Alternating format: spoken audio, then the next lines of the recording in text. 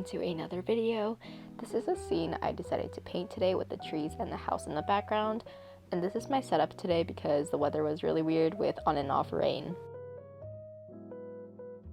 For this painting, this is what I decided to use. I'm going to be using some titanium white, ultramarine blue, lemon yellow, crimson red, raw umber, and some orange watercolor to prime my canvas. Since there's going to be a lot of green and blue in my painting, I went with orange as my base color so it would make my painting pop out more, and this is me just preparing my paint. I like to do this so it's not as intimidating to start painting on a blank white canvas, and it also helps me figure out what colors I should use throughout my painting.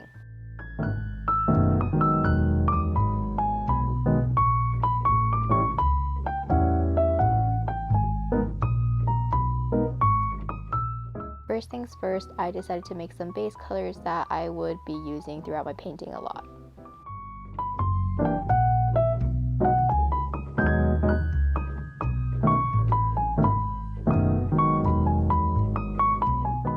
And there goes my dog. I narrowed down the parts I wanted to paint for my painting. I wanted to focus on just one section of the tree and the house. So I started off just blocking out the shapes that I see in my scene, and I wanted to just block out where the tree would be and where the house would be. I needed to adjust my easel a little bit because it was a little wobbly and it was a little weird. Something that I recently learned from like a YouTube video was squinting at my scene and then figuring out the big shapes that I can see, which can help a lot throughout your painting, and just getting the values right and the sizes, because that can really determine how your painting is going to turn out. I decided to just block out the sky in one solid color for now because I originally wanted a sunny sky in my painting, but it started raining, so I decided to hold off on the sky. And I wanted the sky to kind of show through the tree as well, because as you can tell in the background, the sky is showing through this tree, and that's kind of what I wanted for my painting as well. And this is me just starting the tips of my tree, kind of getting an outline of how I want my tree to look like.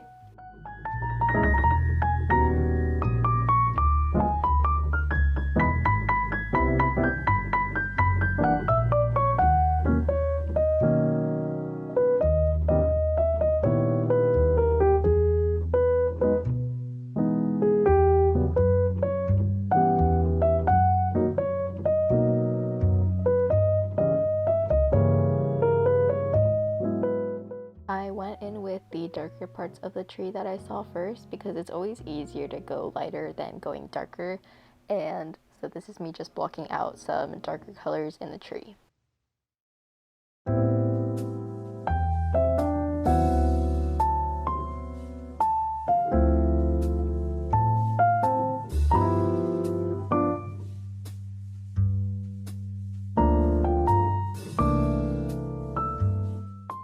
After I kind of got an idea of how my tree was going to start looking like and the border, I went in with more detail and different colors that I saw.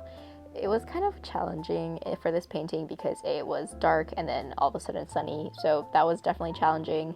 And next I'm going in with my house.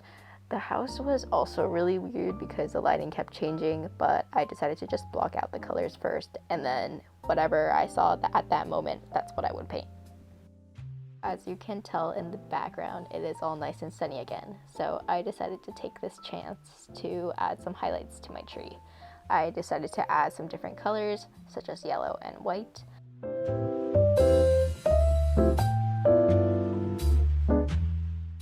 Now this painting may seem pretty boring, but I found some comfort in it because I grew up with this tree in front of my house this whole time, and I thought it was really comforting.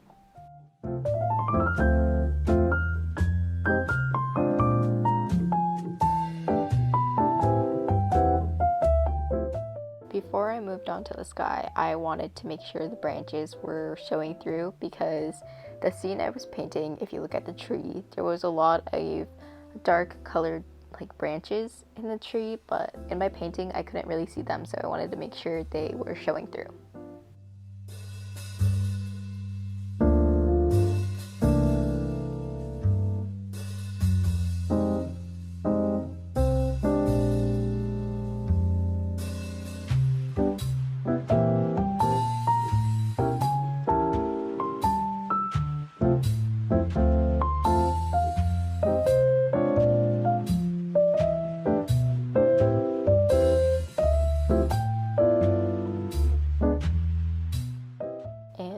course, stepping back from your painting and just looking at it can change a lot because you'll notice things that you didn't really notice close up. And also, this is what my palette's been looking like. It's a little messy.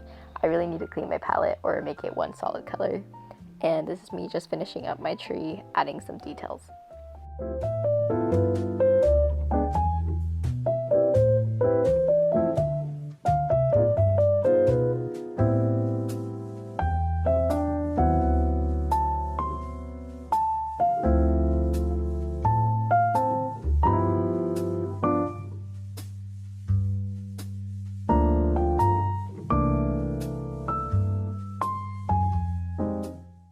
Super happy that it got sunny again.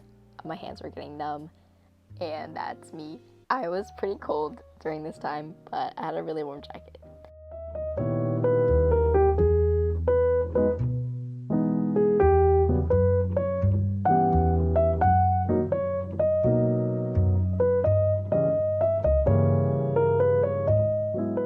Since it was nice and sunny again, I decided to go in with my sky. I added a couple clouds with some titanium white, but I ended up mixing it with some of the color of the sky that I still had on my palette to blend it into the sky more.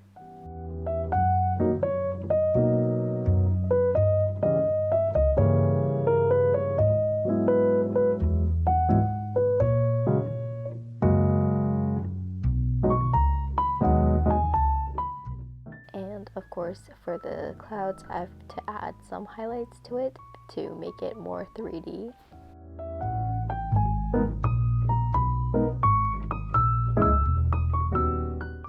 And this is my finished painting. I really like how it turned out from afar. Definitely a little wonky up close. There's definitely things I could improve on for this painting, but overall, I'm pretty proud of it. That was it for today's video. Thank you so much for joining me today, and I'll see you guys next time.